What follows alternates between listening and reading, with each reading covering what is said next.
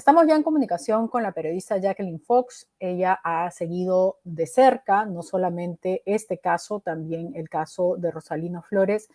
Y, en fin, en realidad es una periodista corresponsal, además extranjera, peruana ella, que como muchos conocen, viene siguiendo y cubriendo todas las incidencias de estos últimos 3 meses de estallido social. Jackie, buenas noches. Gracias nuevamente por estar con nosotros. No te escucho yo, no sé si soy solo yo o alguien me... Ahora sí, confirma. ahora sí. Ahora sí, ahora Buenas sí. noches, Claudia. Gusto de estar Hola, contigo. Jackie. Hola, Jackie. Gracias. Bueno, como decía, gracias por atendernos. Una semana súper difícil eh, por la muerte de Rosalino y también, por un lado, si bien, entre comillas, es una buena noticia el arresto de este ex policía vinculado a la muerte macabra del suboficial Sonko, digo entre comillas porque, claro, desbarata una versión falsa que estuvo propagando el gobierno, pero al mismo tiempo, obviamente, sigue siendo un caso terrible, ¿no? Muy, muy macabro. Quizás iniciemos por este último. Sí, Sabemos que tú tienes quizá alguna información. lo que podría añadir a lo que ustedes ya han mencionado es que esa muerte ocurre la noche en que la policía había asesinado a 17 civiles, ¿no? Es la noche Ujú. de la masacre de civiles en Juliaca.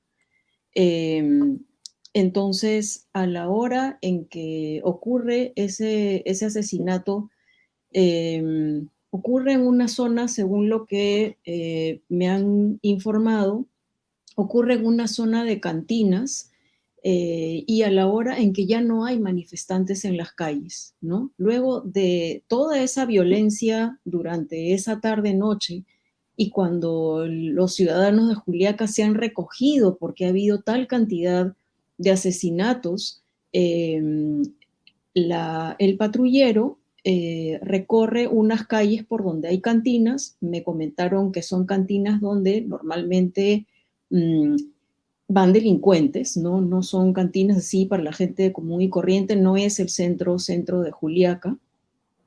Y la información que han dado a la prensa local los vecinos de esa zona es que no había manifestantes en el momento en el que llegan estos dos policías. Y la otra cuestión que hay que tener en cuenta es que el principal sospechoso, el que es capturado, detenido por la policía la semana pasada con un arma calcinada y con una gran cantidad de dinero, etcétera, es la cabeza del grupo criminal que habría asesinado al suboficial Sonjo Quispe, ¿no? Un policía que fue dado de baja por inconducta funcional. Su último trabajo fue como fue como policía de la Unidad de Servicios Especiales de Juliaca. Ese fue el último trabajo antes de ser dado de baja. Listo. Yo quería hacerte ahí un corte, Jackie, porque es muy interesante y muy importante lo que nos comentas. Para empezar, el contexto en el que se da el asesinato del suboficial no es como dijo el gobierno, que se trató de una turba, ¿no es cierto?, enardecida. Y es más, si mal no recuerdo y si no, corrígeme, en algún momento el sobreviviente, porque Sonko estaba con otro policía en ese patrullero, el sobreviviente en algún momento relata una historia similar, ¿no? De que fue una turba a la que se les acercó, incluso no sé si estas imágenes también se puedan confirmar o no, de los policías siendo desvestidos, siendo vejados. ¿Qué información sobre eso? Bueno, la única información que yo tengo es que no había manifestantes en ese Ya, lugar y ya. que al parecer primero fue el disparo y después dejan el cuerpo del suboficial Sonjo al lado del patrullero y después queman todo, ¿no? Eh, pero Okay. no puedo decirte, digamos, más información que Claro, esa, que no había manifestantes, eso te lo puedo decir, ¿no? Que es lo que claro. también Ljubomir Fernández ha recogido reporteando en la zona donde fue el asesinato. Es decir, digamos, la quema sería post-mortem y eso debería estar claro en el parte de necropsia, ¿no? Pero no sé si eso ha sido revelado aún y más aún todo el secretismo que ha habido alrededor de este caso. Recordábamos cómo el cuerpo fue levantado sin un fiscal, ¿no? Lo cual además de extraño es ilegal, ¿no? Sí, ocurrió varias horas después, además. Sí, sí. Bueno, entonces también el tema sobre el grupo criminal que lideraría este policía que ha sido detenido, que también, digamos, eh, no deja de seguir entrañando muchas extrañezas este caso, ¿no? Porque de pronto que la misma policía anuncie esta detención también sorprende un poco, ¿no? Visto que la policía evidentemente ha estado siempre de línea de este gobierno, pero no sé, intuimos que debe haber también Bueno, gente quizá, de quizá proa. lo que yo lo que destacaría de ese anuncio que hizo la policía es que normalmente cuando hay una agresión, cuando hay una muerte de miembros de las fuerzas del orden, ellos le ponen mucha prioridad a tratar de investigar qué ocurrió, ¿no?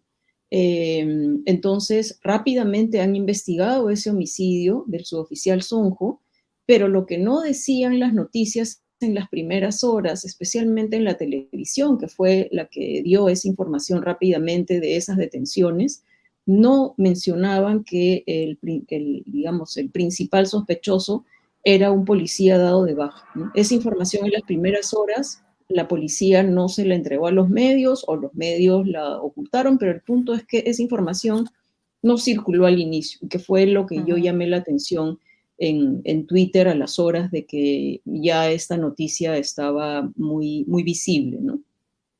Ah, perdón, tú tenías esta información desde entonces.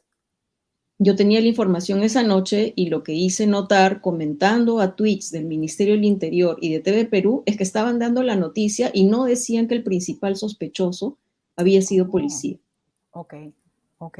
No, yo estaba bajo la impresión que esta información recién estaba saliendo, pero entonces, claro, si tú me dices que ya existía esta información y que decidieron omitirla por alguna razón que le fue muy funcional al gobierno y a sus cómplices para armar esta narrativa de que había sido un asesinato de las turbas, ¿no? Violentas que se movilizaban.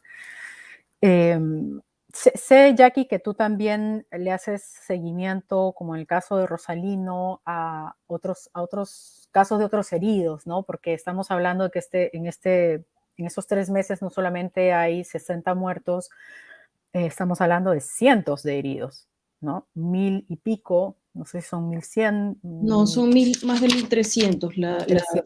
La versión oficial que consigna el último reporte de la Defensoría del Pueblo es 1.300 hasta el 10 de marzo, pero con cifras del Ministerio de Salud. Ese es un subregistro, porque hay Gente que no decenas se ha o querido ir cientos de personas que a no se atender. han atendido en establecimientos del Ministerio de Salud. Y esto es algo, digamos, claro, digamos, por la forma en que han sido tratados y siguen siendo tratados la gente que se moviliza y que es herida y a la que se criminaliza, pero muchos de ellos, hay algunos de ellos que están en condiciones bastante serias, ¿no? Y que no tienen ni medios ni recursos y mucho menos visibilidad de la gran prensa, como tú también hacías notar. Bueno, sí, quien mencionó esos casos ha sido la congresista Ruth Luque en la conferencia de prensa que dieron Juan José Flores, que está por conectarse a tu programa, el hermano mayor de Rosalino Flores, a quien le doy mis condolencias.